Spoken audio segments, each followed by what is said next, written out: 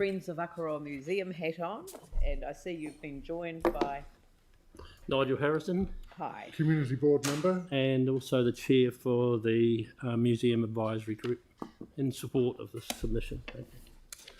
So it's a slightly different mood in this presentation, Madam Mayor, but particularly we're asking that there be no service cuts to Akaroa Museum. We're adamantly opposed to them because it's central to our lives. The museum, as Peninsula residents, it fulfills a major role in support of education, research and tourism in Canterbury and beyond, and it's a central element of a nationally historic site and has strong links with Anuku Runanga. Again, the detail is in the written submission, so I won't prey on your patience. But I'd like to demonstrate the fundamental importance of the museum to our Peninsula folk. At the AGM for FOAM last year, it was said, and I quote, "This museum is about us, whether we or our families have been here for generations or for months. The stories it holds are universal and specific, timeless and historical. A museum isn't a collection of the dead. It is a conversation for the living, for those looking in and on, seeking to learn more about why we are who we are and how this happened. This museum is the beating heart of our peninsula. It is of us and for those who follow." As the recent Red House Bay purchase by this council testifies, Akaroa is a nationally significant historical area. It's become an important hub for international and domestic tourism. For over 50 years, we've worked hard to ensure that the magic and mana of our part of New Zealand has been appropriately captured and preserved. The museum has had a long association with Anuku Runanga. We've put on exhibitions together. The need to maintain access and service levels is seen particularly in the importance given to Akaroa Museum as an educational resource by schools in the South Island.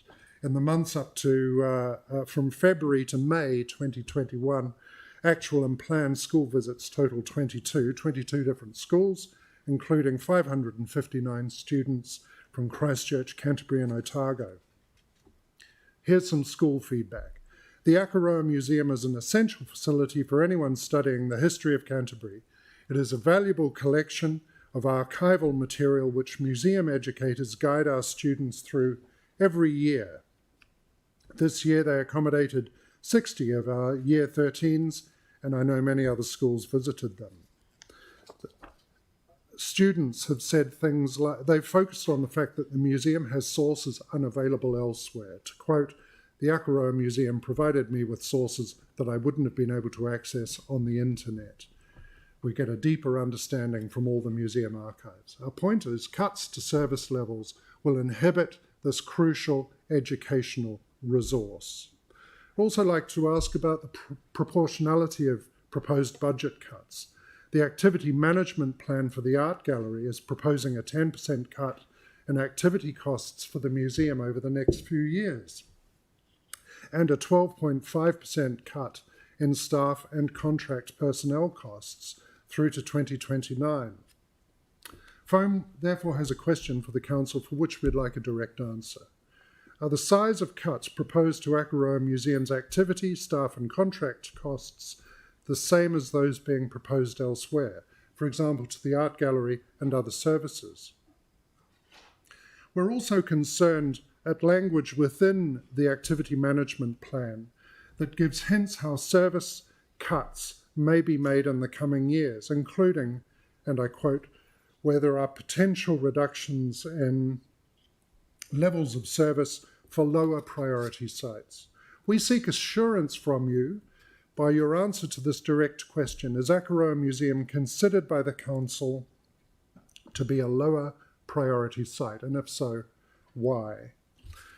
There's another thing I'd just like to add before I hand over to my esteemed colleague. The time. I see the time. The documentation presented in support of the proposed service cuts is unreadable. You've had me here before complaining about the appalling quality of your background documentation and unfortunately it hasn't improved. I urge you to read my written submission and you'll see why we're so grumpy about it. Nigel. Just one thing, very quickly. Banks Peninsula is going to get an international geopark status in the near future, and heritage is a vital part of that legacy going forward. It's the cradle of Banks Peninsula.